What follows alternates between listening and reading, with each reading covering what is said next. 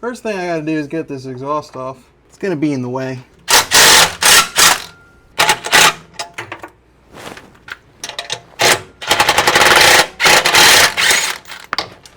All right, the eyeball, perfect. I'm gonna take these shift cables off. I have to get this bracket in order to put this front mount in. All right, so let's take a look real quick. So this is where the front mount's actually supposed to bolt onto the transmission. Now you got these 3 holes here. It bolts onto the top 2, and then it's pretty much good to go. I was supposed to grind this off, but since I'm an idiot, I didn't do that. So I'm gonna grab my angle grinder and obviously get to it. Some people also like to grind this part of the engine block off, right where it says 2GR. In all honesty, if you just put the factory studs that are supposed to go here, it clears this no problem, as well as it aligns it right into the little port where your, what would you call it, shift fork goes in. So we got to keep that in mind when we're doing that. And now, since we're doing it right, we're going to go ahead and put the studs back in.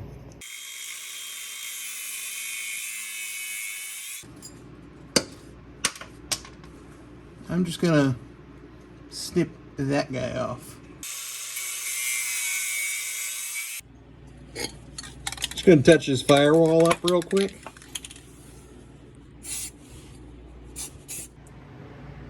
It's about as good as it's going to get for now. Again, it's not perfect because eventually I want to take the entire engine out and redo the entire engine bay, because like this bracket right here is completely rusted. I got studs that are completely gone. You can see right there. It's just not worth right now me putting in all that time and effort to paint it when that would just take so much time in and in itself. All right, so I finally got that front mount in, and that thing is a freaking bear. I'm telling you what, put in. Like, you got to drop the slave cylinder. You got to put so much other crap out of the way. It's done. So we'll just go with that. Now we're back underneath the car. This guy's all bolted in. Now, I filled this with window weld. So we're going to see if that worked. Oh, looks like somebody went a little nuts with the Sawzall. I can say it wasn't me this time, so it wasn't me. I'm just going to zip tie this back to where it was. Give or take about right over there. And call that good. Might run to the parts store and get a gasket for that. See if they got something in the meantime.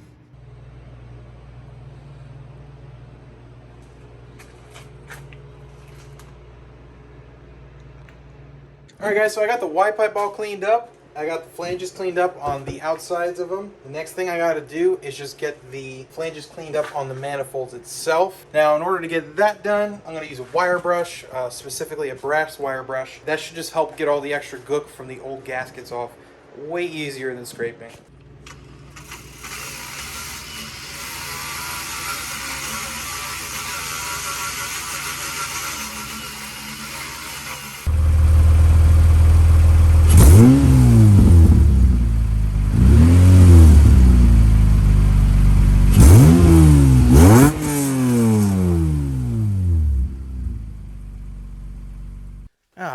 Now, common problem with these cars is they like to break the door harnesses, and I can almost assure you someone has been in here before, because it's an MR2 and everybody has to mess with everything.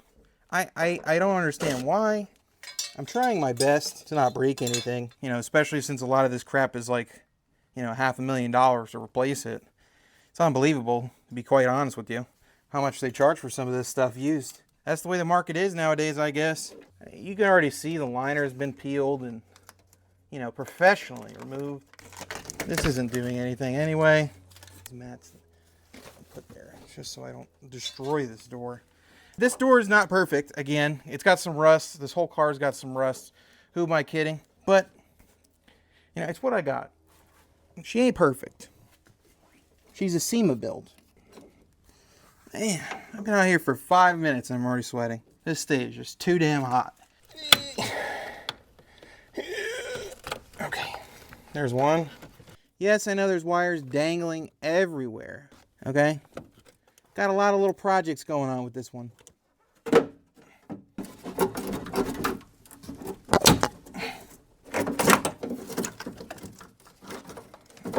All right, well, I got the harness out now. Next thing I got to do, I'm going to clear off my table real quick and we'll take a look. Here is the wiring harness that we just pulled out of my car, right? After already doing one, what I do realize is you should mark where everything is located. In order to do that, I got these markers right here, It's just some tire marker, or you could use a Sharpie, right? I also got some scissors, some other cutters. I actually prefer these. These are fantastic for cutting some heat shrink, which I got right here, and then some crimp connectors, which, you know, I'll get the tool later when I need it. So let's start removing this harness.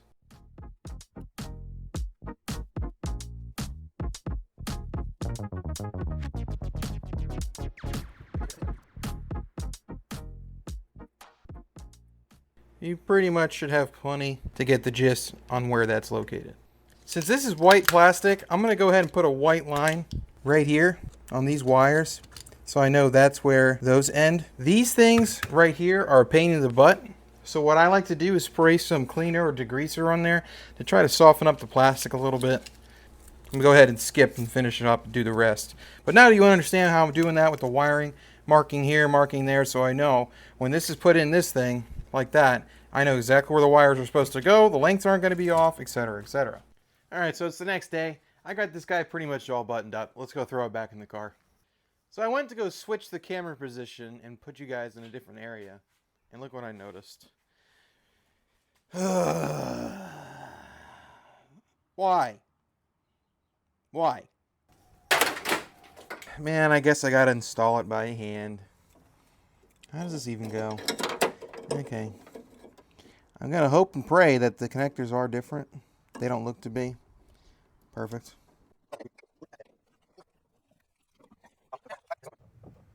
I'm gonna take this out because I got some wiring in here too. Hey, my iFixit screwdriver. Oh, if I haven't shown you this right here, if you go to a Lexus LS400 from 1991 all the way up until I think 96 or 97, they got these plastic covers that go over the door locks. So if you wanted to dress them up a little bit and you have them at LKQ or something, you can just pull one. It makes it look a little bit better. So all the wires are supposed to run across the top like here.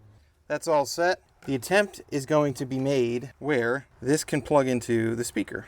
We got to take this guy out because I'm going to show you a quick upgrade on how you can do that to your speaker here.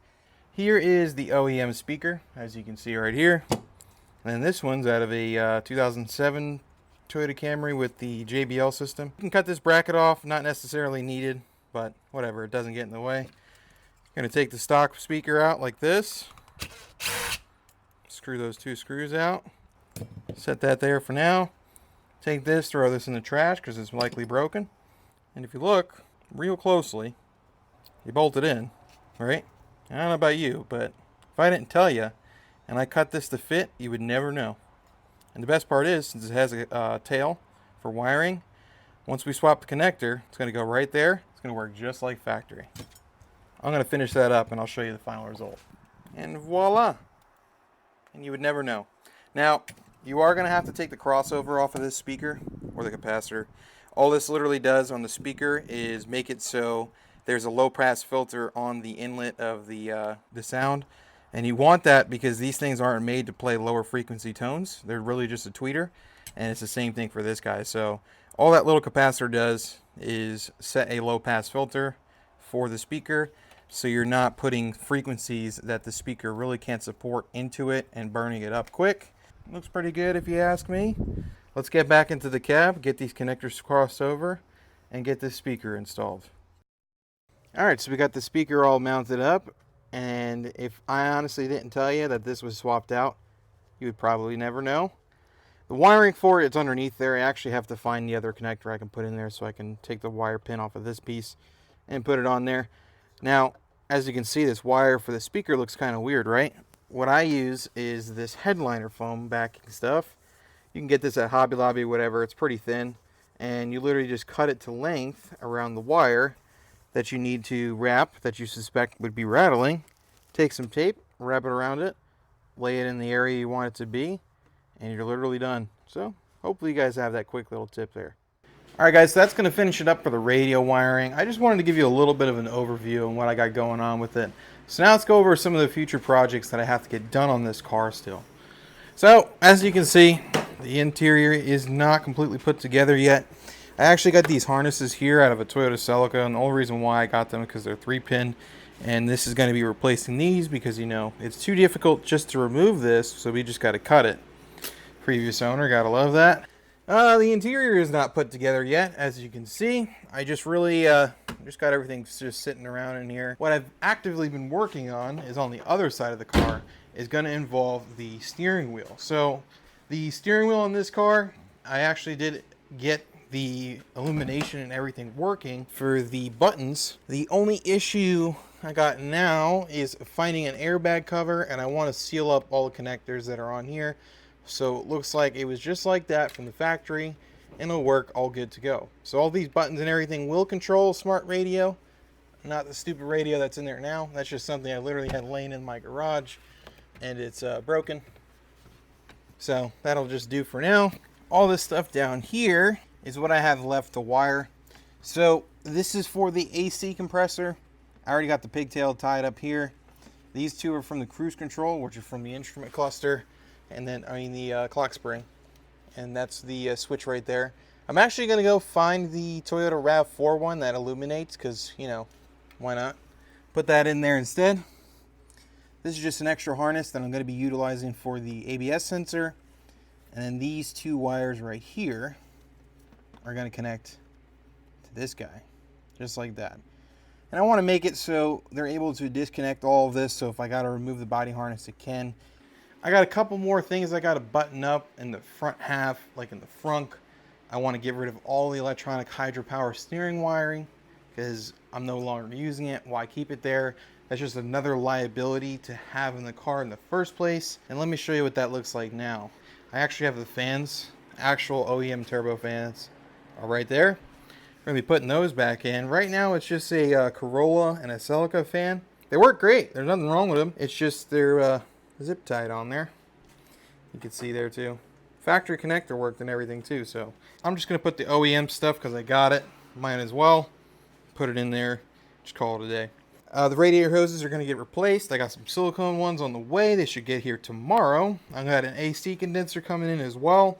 So the only thing I need for the AC to work is just the front right AC line, and then the two that go into the engine bay that are located all the way back here. They tie into those hoses that go all the way underneath the car. So that's going to be all taken care of. I got to find a strut rod for this light because right now, as you can see, it's just zip tied up. So when I drive the car around the block, which I have been doing on occasion, you know, just going maybe 20 miles an hour, just feeling the car out, making sure it's not overheating and whatnot. All that stuff is getting taken care of now, so I can get all the gremlins, if there is any, and bite them right in the butt. The electronic hydropower steering wiring's got to get removed, like all these connectors, this crap, and everything along those lines. These are some of the wires that came from the front. All these wires are most likely going to be leading into this right here, and I'm going to relume everything that you can see here into this guy, and it's going to look real nice. I also got to build a bracket for it as well, because I can't be driving around with too much speed by it doing that. You know what I'm saying? But other than that, really haven't had any other issues with it. I mean, it does leak coolant in the front, but that's getting fixed, and that's going to be next week's video. The same thing with installing the AC condenser and whatnot. And once I get the interior all buttoned up completely and all the wiring done in there, I'm going to do an interior overview and give you some future plans I got planned for that stuff. And then we can move on to the other things like getting rims and tires, because I want to get the car completely done first, then get the tires, and then the same thing with the windshield as well. That'll give you a little bit of a hint on what I got planned in the future. I'm going to go ahead and get started on next week's video. So thank you guys so much for really tuning in. I know there wasn't a lot going on this week. It's a little bit on the boring side, but I got to get something out there for you. Make sure you hit that like, comment, subscribe, and I'll see you in the next one.